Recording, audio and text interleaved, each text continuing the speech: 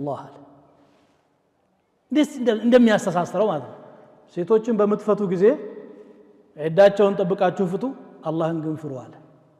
አላህ አለ የሚለውን የትኛውም ቦታ ላይ መርሳት ስለሌለበት ስትሸጥ ስትነግድ ተውሂድ የሚባለው እኮ ይሄ ነው። ዝም ብሎ የሆኑ ቃላቶችን ብቻ ማንጸባረቅ አይደለም። ስትገዛ፣ ስትሸምት፣ ስትኖር፣ ስትናገር አላህን ያስከፋል ወይስ አያስከፋም? ከመንገድ ያወጣኛል ወይስ አያወጣኝም?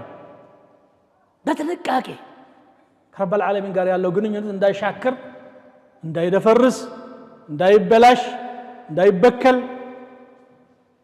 ተጨንቆ በኖር ነው ተውሂድ የሚባለው ነገር። እንኳንስ ሌላ ነገር በገሃድ ቀላቅለህ ቀርቶ ሳታውቅ እንኳን ነብዩ ሰለላሁ ዐለይሂ ወሰለም ዱዓ ሲያረጉ አላሁመ ኢኒ አዑዙ ቢከ አን ኡሽሪከ ቢከ ወአና አዕለም ወአስተግፊሩከ ሊማ ላ አዕለም ይሉ ነበር። ጌታዬ እያወቅኩኝ በአንተ ከማጋራት ወደ አንተ ሸሻለሁ፣ ከማላውቀው ደግሞ ሳላውቅም ልሳሳት እችላለሁ ማለት ነው። ከማላውቀው ደግሞ ይቅር እንድትለኝ እለምንሃለሁ። ሳታውቀው ወለም ይልሃል፣ ዘለም ሸርተት ትላለህ። ያ እንዳይፈጠር ጥንቃቄ ያስፈልጋል ማለት ነው።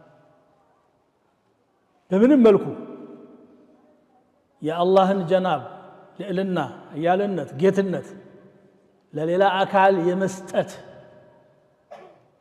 ሹብሃ እንኳ ካለ ጠንቅቀህ መራቅ ነው። ከምንም በላይ አሁን ለምሳሌ ሰላት ስንሄድ ጠሃራችን እንዳይበላሽ እንጠነቀቅል። እንደ ውዱእ አድርጋችኋል፣ ተዳረሰ አልተዳረሰ እያላችሁ አይደል? ይሄ ዒባዳ ነው፣ ያው የተውሂዱ አካል ነው። ተውሂድ ሲባል እምነቱ ብቻ ሳይሆን ተግባሩም የተውሂድ አካል ስለሆነ፣ ግን የዚያን ያክል ለውስጥ እሳ ተጨንቀናል።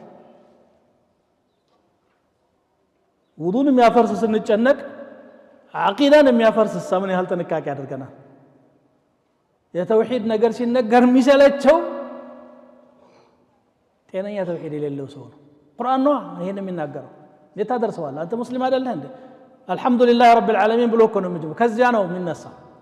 የዓለማቱ ጌታ እጅ ሰጠህ እንታመሰግነው ለሱ። ኢያከ ነዕቡዱ አልከው፣ አንተም ብቻ እገዛለሁ፣ ላሲዋክ ካንተ ሌላ አላመልክም ማለት ነው። ካንተ ሌላ ያለው አይጠቅም፣ አይጎዳ፣ አይሰጥ፣ አይነሳ፣ አይፈጥር፣ ራሱ ፍጡር أم خلقوا من غير شيء أم هم الخالقون دكاما. ስለዚህ ከአላህ ጋር ያለንን ግንኙነት ወይም በእኛና በአላህ መካከል ያለው ምስጢር ይሄ ነው። ውስጧንም አላህ ነው የሚያየው። ትበላሻለች፣ ትሳሳታለህ። ለዚህ ነው ቁርአን ያስተማረን ዱዓ ልብ በሉ። ረበና ላ ቱዚግ ቁሉበና ባዕደ ኢዝ ሀደይተና፣ መንገዱን ከመራህም በኋላ ልባችንን አታጥምምብን። ሊንሸራተት ይችላል ማለት። ለዚህ ነው እስከ መጨረሻው ድረስ ጤናማ ካልሆነ አላህ ዘንድ ምህረት እንደሌለ የሚገልጸው። ምንድነው? ስለ ጀነት ሲናገር ኢላ መን አተ አላህ ቢቀልቢን ሰሊም ይላል። አላህ ዘንድ ጤነኛ ልብ ይዞ የመጣ ሰው ብቻ ሲቀር ሌላው አይደለም። ጤነኛ ቀልብ ከምንድን ነው ጤና የሚሆነው?